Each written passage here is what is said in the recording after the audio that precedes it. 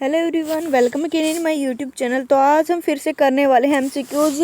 यहाँ पे important MCQs हम डिस्कस करेंगे। तो आज बायोटेक के फर्स्ट चैप्टर के हम एमसीक्यूज़ करने वाले हैं कंप्लीट। तुम्हें चैप्टर को रिवाइज करते चलना है, इससे तुम्हारा रिवीजन भी होने वाला है एंड तुम्हें कमेंट सेक्शन में इनके आंसर जो है बताते चलना है। तो पहले एमसीक्यू से अगर हम डिस्कस करें तो process use for the amplification और multiplication of the DNA in जो प्रोसेस जो यहाँ पे यूज़ होती है एम्पलीफिकेशन के लिए या फिर मल्टीप्लिकेशन के लिए, डीएनए की मल्टीप्लिकेशन के लिए इन डीएनए फिंगरप्रिंटिंग के बारे में तो तुमने सुना ही होगा। जब हम मल्टीपल कॉपीज़ बनाते हैं, वैसे तो आजकल फ़ोटोकॉपी की दुकान है, बट वो यहाँ पे मतलब जस्ट एग्जांपल दे रही हूँ कि यहाँ पे जब फ़ोटोकॉपीज़ हम बनाते हैं एक माइक्रोस्कोपिक लेवल के लिए, तो हम यहाँ पे यूज़ करते हैं डीएनए फिंगरप्रिंटिंग। अगर हमें डीएनए की फ़ोटोकॉपीज़ बनानी है, डीएनए को एम्पलीफाई करना है, एक से काफ़ी सारे डीएनए बनाने, मल्टीप्लिफिकेशन करना है हमें डीएनए का, तो इसके लिए हम डीएनए फिंगरप्रिंटिंग यूज़ करते हैं। तो किसके लिए यहाँ पे यूज़ किया जाता है? पॉलीमरेज चेन रिएक्शन के लिए या फिर साउदर्न ब्लोटिंग के लिए, नॉर्दर्न ब्लोटिंग के लिए, या किसी के लिए नहीं यूज़ करते हैं। तो पॉलीमरेज चेन रिएक्शन के लिए यूज़ किया जाता है। इसको काफ़ी इजीली एनसीईआरटी में भी बता रखा है कि पॉलीमरेज चेन रिएक्शन में मल्टीपल कॉपीज़ हम बनाते हैं। तो प्रोसेस जो यूज़ होगी उसका नाम है polymerase chain reaction. Next question के बारे में अगर हम बात करें, that is regarding the enzyme जो टैग पॉलीमरेज होता है वो यूज़ होगा पीसीआर में। पॉलीमरेज चेन रिएक्शन में has been isolated from bacterium. वो जो एंजाइम टैग पॉलीमरेज है वो किससे हमें आइसोलेटेड मिलता है, मतलब किससे हम उसको आइसोलेट करते हैं? एग्रोबैक्टीरियम से, या फिर थर्मस एक्वेटिकस से, या स्ट्रेप्टोमाइसिस से, या फिर ई कोलाई से हम उसको एक्सट्रैक्ट करेंगे। जो टैग पॉलीमरेज एंजाइम होता है जो कि पीसीआर में हम यूज़ करते हैं, पॉलीमरेज चेन रिएक्शन, जो कि फर्स्ट क्वेश्चन में हमने डिस्कस किया अभी, तो उसको हम यहाँ पे एक्सट्रैक्ट करते हैं या फिर आइसोलेट करते हैं। किससे हम आइसोलेट करेंगे? तो थर्मस एक्वेटिकस से हम उसको आइसोलेट करते हैं। नेक्स्ट क्वेश्चन के बारे में बात करें तो क्वेश्चन में पूछा गया है कि कौन सी चीज़ जो है फॉलोइंग में से करेक्ट मैच नहीं है। Tumour including TI plasmid DNA probe identify the desire DNA, PCR DNA staining, या फिर एग्रोज सी वेट्स। तो इसके लिए तुम्हें चैप्टर पढ़ना होगा। अगर हम बात करें तो पीसीआर जो होगा, डीएनए तुम्हें साफ एलिमिनेट करते चलना है। तो पीसीआर अभी हमने देखा कि polymerase chain reaction multiple copies बनाते हैं इसमें, तो डीएनए की स्टेनिंग तो 100% हम नहीं करते हैं, तो इसका ये करेक्ट मैच नहीं हुआ। तो इसका जो करेक्ट आंसर जो आ जाएगा वो सी वाला यहाँ पे आ जाने वाला है कि कौन सा करेक्ट मैच नहीं है।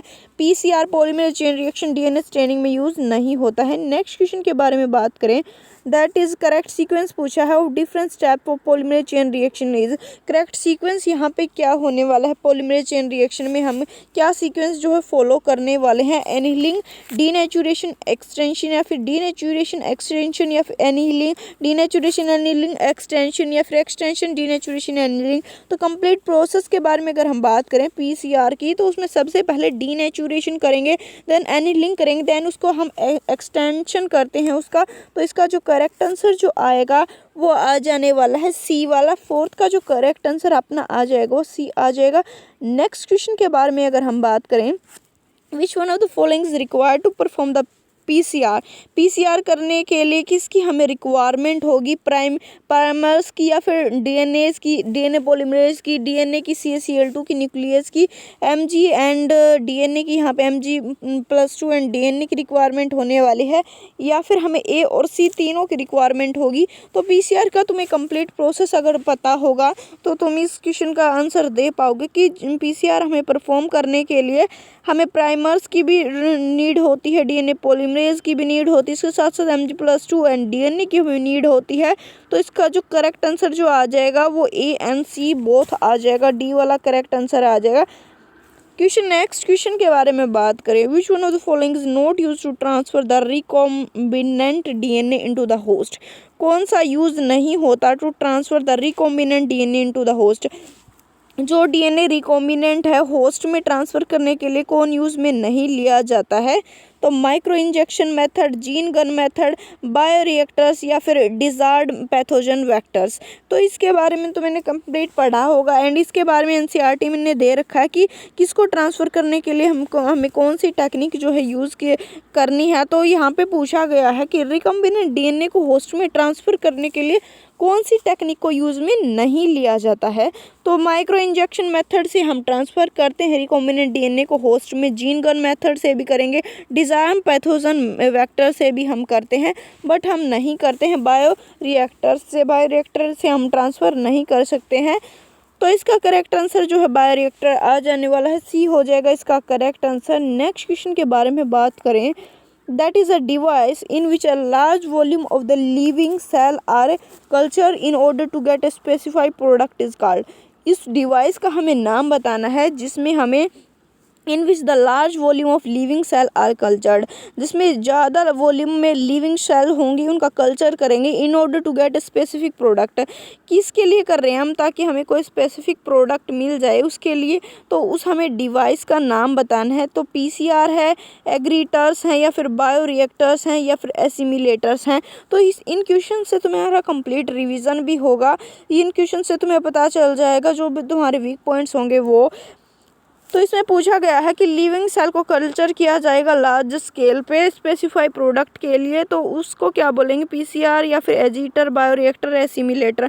तो उसको बोलते हैं बायोरिएक्टर, जिसमें एक लार्ज अमाउंट में हम लिविंग सेल को कल्चर करें ताकि हमें एक स्पेसिफिक प्रोडक्ट मिल जाए। तो इसका करेक्ट आंसर आ जाएगा बायोरिएक्टर्स। नेक्स्ट क्वेश्चन के बारे में बात करें, that is the raising of dough is use to, किसके लिए हम यूज़ करते हैं इसका, मल्टीप्लिकेशन ऑफ यीस्ट के लिए, प्रोडक्शन ऑफ CO2 के लिए, या फिर इमल्सिफिकेशन के लिए, या फिर hydrolysis of wheat flour starch into the sugar.